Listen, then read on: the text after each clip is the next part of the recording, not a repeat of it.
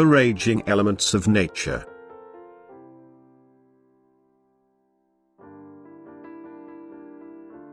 The magnitude of the Almighty will become apparent at a time when the elements of nature rage and cause indescribable damage. Then the hour will have come when people's spiritual decline becomes visible, for nothing will remind them of God, nothing will move them to pray, for they will have lost their belief in a God and thus will not call upon Him in their need. Hence humanity cannot stay on earth any longer, for it fails to consider its actual purpose of earthly life and only contributes towards destroying the faith of the few people who are not yet entirely estranged from God, causing them to abandon God as well.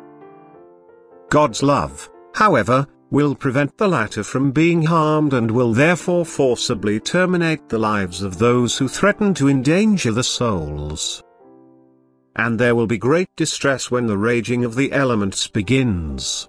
It will be like a storm which threatens to destroy everything. People will be unable to defend themselves against it, for they are like fragile stalks which get bent by the gales. They will want to flee yet be unable to escape the elements. Without God's help their resistance will be too feeble, yet a heartfelt call to God will restrain the power of the elements. And anyone who entrusts himself to God in his peril will be saved. But God will be very close to you during this disaster. He will affect everyone's thoughts and for the last time offer you His hand so that you may take hold of it and let yourselves be saved. Yet He cannot force your will, you must voluntarily acknowledge Him and desire His help. There is no other way to lead humanity out of spiritual darkness into the light other than through an event caused by natural forces which create such turmoil in people that no one can escape it. Confronted by these natural elements, they will have to recognize their helplessness. They will have to lose all other help so that they realize the end of their physical life. Only then will there be a slight prospect that they will remember the Lord who is entitled to all power and who controls heaven and earth. God's living creations separated themselves from Him and have remained separate from God for an infinitely long time, yet a moment of extreme crisis and danger can bridge this separation.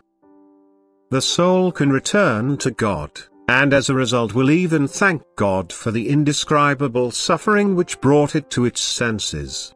Yet this moment when the soul directs its will towards God cannot be forcibly induced by God in spite of greatest love.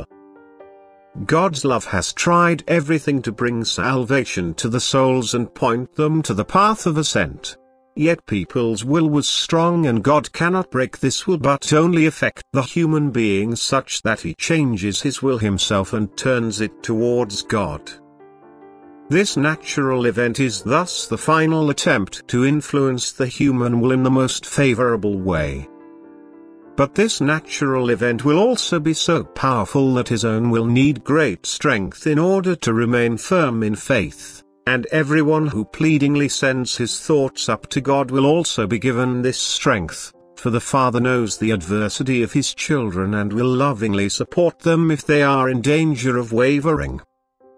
For His kingdom on earth shall remain, and extensive work will have to be carried out in order to proclaim the divine kingdom to those who had found God and desire His word. And this is the time the Lord is thinking of by making His word accessible to people already. The seed shall fall unto good ground and yield rich fruit on the field which the Lord first wants to purge from all weeds. Amen.